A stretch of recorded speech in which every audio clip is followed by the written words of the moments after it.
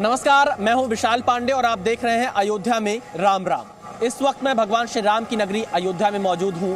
रामलला की प्राण प्रतिष्ठा को लेकर अयोध्या में तैयारियां भी जोरों पर हैं। आपको अयोध्या में इन तैयारियों से जुड़ी रिपोर्ट दिखाएंगे, लेकिन उससे पहले आपको आज अयोध्या से लंका तक की यह रिपोर्ट भी जरूर देखनी चाहिए कि कैसे अशोक वाटिका में आज भी राम और सीता से जुड़ी तमाम निशानियां मौजूद हैं। कैसे श्रीलंका का सीता एलिया एक बहुत बड़ा धार्मिक केंद्र है जहां पर भगवान श्री राम और सीता जी की पूजा की जाती है। तो इसके साथ ही साथ हम आपको यह भी बताएंगे इस रिपोर्ट में कि आखिरकार कैसे आज अयोध्या तैयार है रामलला की प्राण प्रतिष्ठा को लेकर।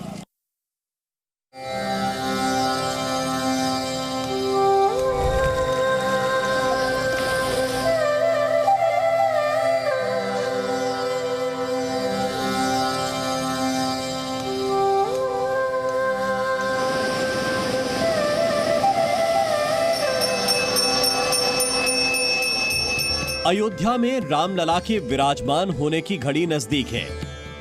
भव्य मंदिर तैयार है और राम भक्तों की 500 वर्ष की प्रतीक्षा खत्म हो रही है।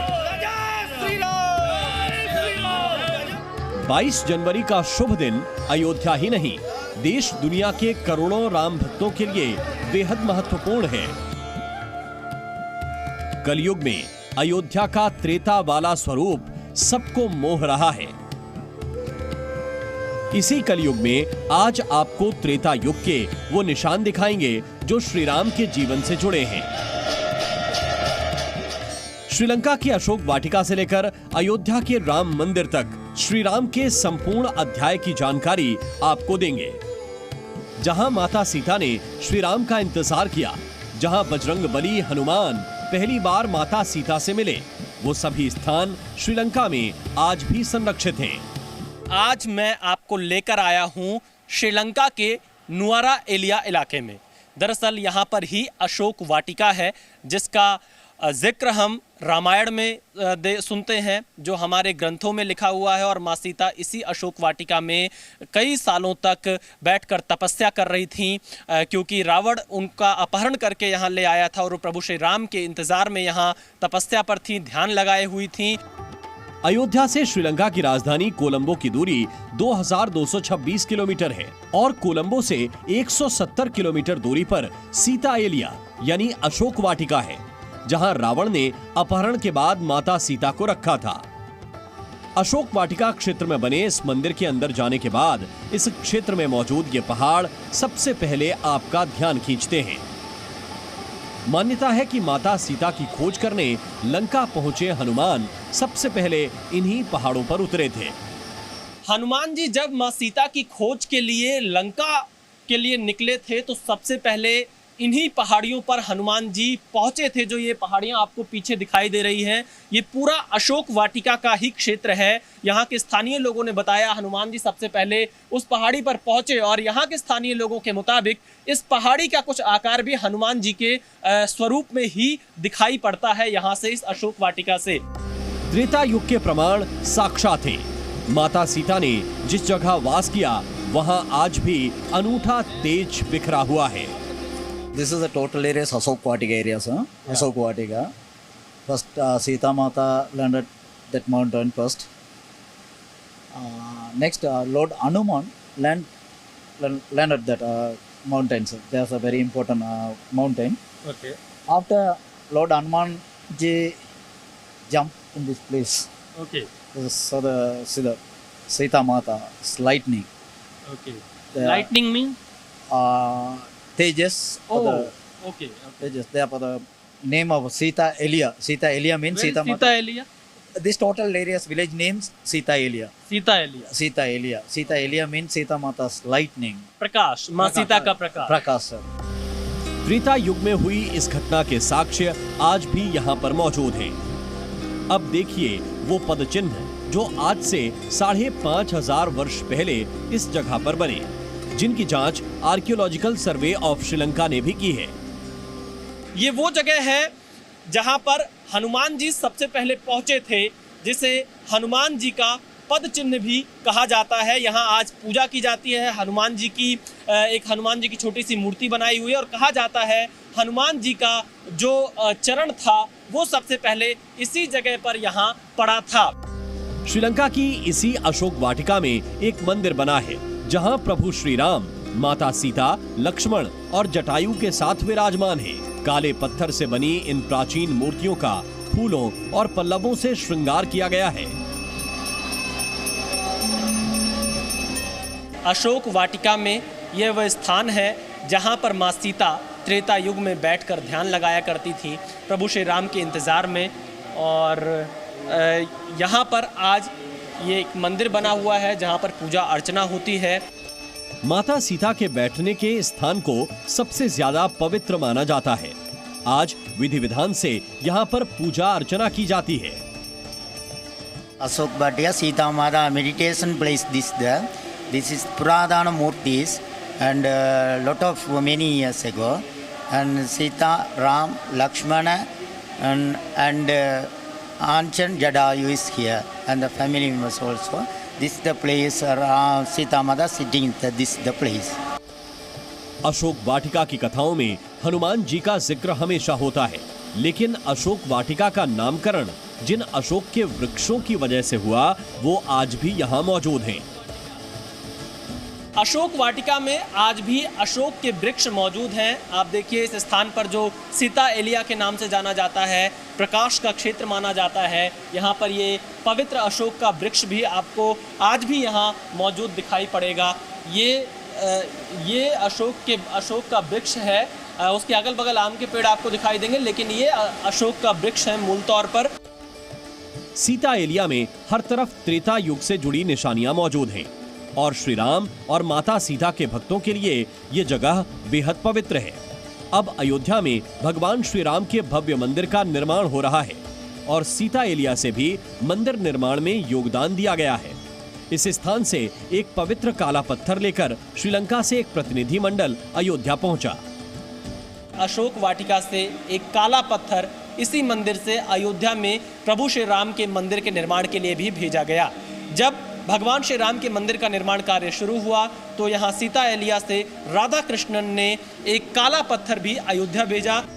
सीता एलिया में बना यह मंदिर पूरा अशोक वाटिका क्षेत्र माता सीता के पतिव्रत धर्म, हनुमान जी की निश्चल भक्ति का प्रतीक है,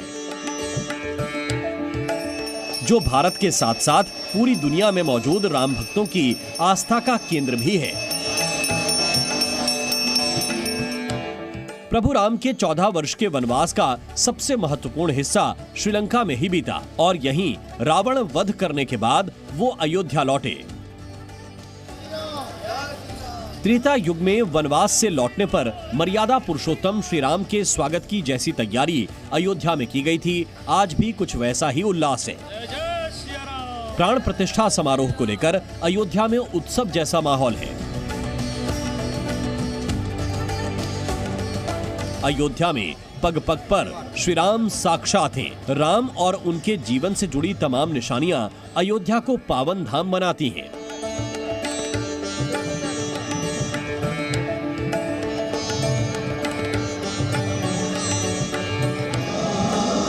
रामलला के जन्म स्थान पर ही भव्य मंदिर बना है और 22 जनवरी को मूल गर्भगृह में प्राण प्रतिष्ठा होनी है। यही मूल गर्भगृह है और इसी गर्भगृह को लेकर इतने 100 वर्षों से संघर्ष चलता रहा है। रामलला का जन्म इसी जगह पर हुआ है, ये मान्यता है और यहाँ पर ही अब पूजा होगी और रामलला को जो बाल्य अवस्था है लगभग 5 साल की उम्र की, वो यहाँ पर विराजमान होंगे। क्योंकि ये बहुत पवित्र जगह है, यहाँ पर हम नमस्कार करते हुए आगे बढ़ेंगे, लेकिन ये जो पूरी जगह है यही गर्भगृह है। प्रधानमंत्री मोदी ने 2020 में इसी जगह पर भूमि पूजन किया था और आप जहां पर इस वक्त खड़े हैं ये एक आर्टिफिशियल रॉक के ऊपर बनाया गया है। गर्भगृह की ये तस्वीर नवंबर 2023 की है। तब से अब तक यहाँ काफी काम हो चुका है। गर्भगृह पर सिंहासन बन चुका है जिसमें रामलला विराजमान होंगे। इसके अलावा सोने के दरवाजे भी यहाँ लगाए जा चुके हैं।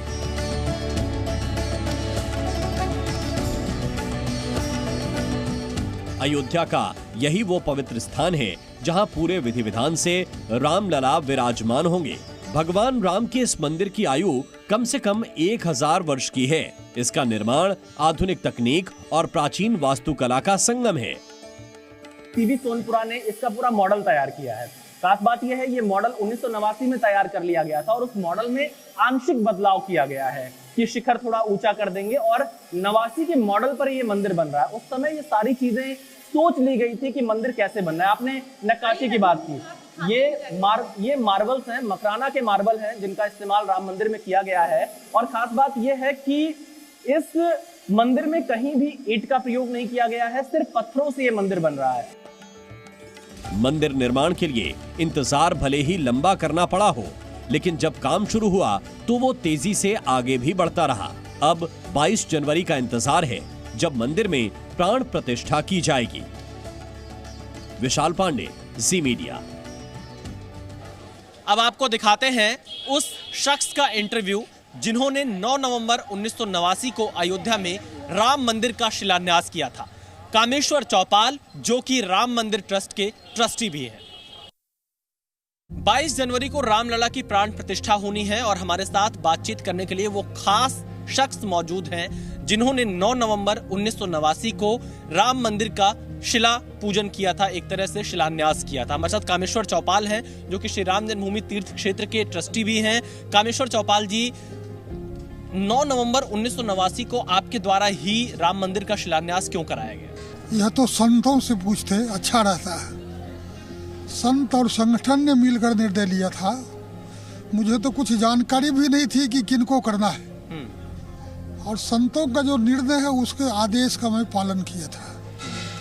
इसलिए किस हेतु से किया गया, क्यों करवाया गया, ये अधिक संत और उस समय संगठन के जो प्रमुख लोग थे वो जानते हैं। लेकिन उस दिन हुआ क्या था 9 नवंबर 1989 को? उस समय हुआ था कि संपूर्ण देश से 2,86,000 गांव से शिलाएं पूजित होके आई थी। देश भर के सारे संत और कार्य सेवक वहां जुटे थे।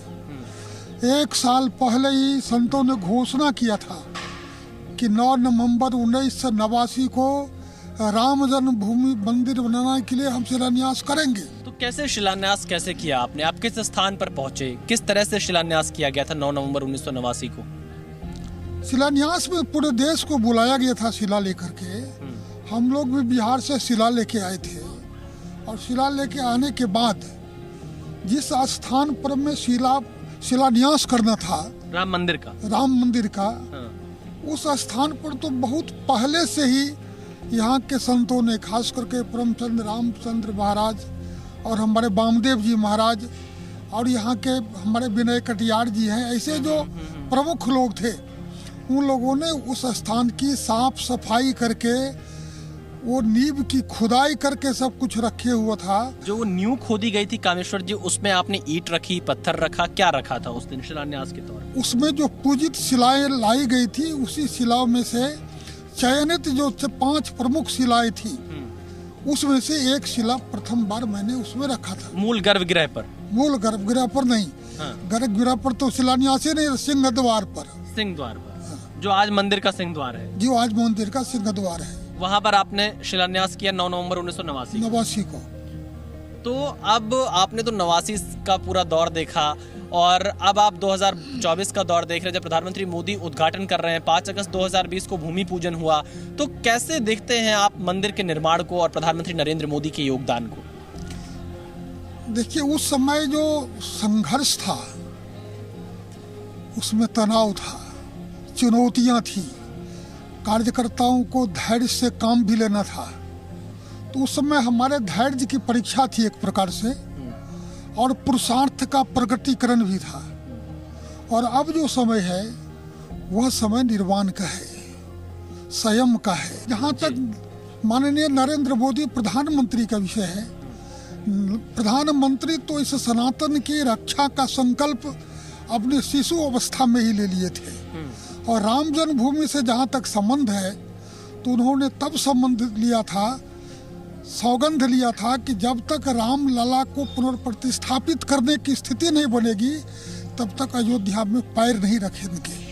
और आपको याद होगा, आज तब वो नहीं कुछ थे, जब माननीय अडवाणी जी रथ यात्रा लेके निकले थे, तो उनके सारे कर्ता धर्ता संयोजक वही थे और उसी समय से वो दृढ़ संकल्पित थे। भगवान ने जब अवसर दिया प्रधानमंत्री के पद पर आए तो उन्होंने उस मार्ग को प्रशस्त किया। मार्ग प्रशस्त यही करना था कि उस समय सरकार उपेक्षा भाव से देखती थी, सरकार विरोध में खड़ी थी, ये मौन होकर भी मार्ग को प्रशस्त कर दिए। एक अंतिम सवाल और है कामेश्वर जी, क्योंकि हम लोग जब टीवी डिबेट में होते हैं बहुत सारे विपक्ष के लोग ये सवाल पूछते हैं बीजेपी के नेताओं से या आपके संघ परिवार के लोगों से कि ट्रस्ट में सिर्फ उच्च जाति के लोग ही रखे गए हैं और अगर हम आपकी बात करें तो आप अनुसूचित जाति से आते हैं। क्या कहना चाहेंगे जब ट्रस्ट को लेकर जाति की बात उठाई जाती है तमाम दलों? देखिए, भक्ति के क्षेत्र में बहुत पहले संतों ने कहा कि भक्ति में जाति पाति नहीं होती है, भक्ति तो समर्पण का होता है। भक्ति तो उन्हीं को मिलती है जो श्रद्धा भाव से काम करता है। तो जहाँ भक्ति का भावना जिसमें होगा तो भगवान भक्ति भाव से यदि भगवान को स्मरण कर रही थी सबरी तो वहाँ भी भगवान गए थे। भगवान स्वयं कहे हैं कि मेरे सामने जाति पात गोत्र गुण बड़ाई का कोई अर्थ नहीं है, हम तो केवल भाव को देखते हैं और जो भगवान को भाव से देखा है वही आज ट्रस्ट में है।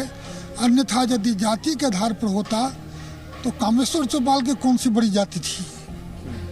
कामेश्वर चौपाल कौन बड़े से परिवार में पैदा लिए थे, सामान्य परिवार में पैदा लिए। तो ये थे कामेश्वर चौपाल जो कि श्री राम जन्मभूमि तीर्थ क्षेत्र के ट्रस्टी हैं और जी न्यूज से बातचीत में बताया कि कैसे 9 नवंबर 1989 को राम मंदिर का शिलान्यास इनके हाथों किया गया था। कैमरामैन एस जयदीप के साथ विशाल पांडे, जी मीडिया, अयोध्या।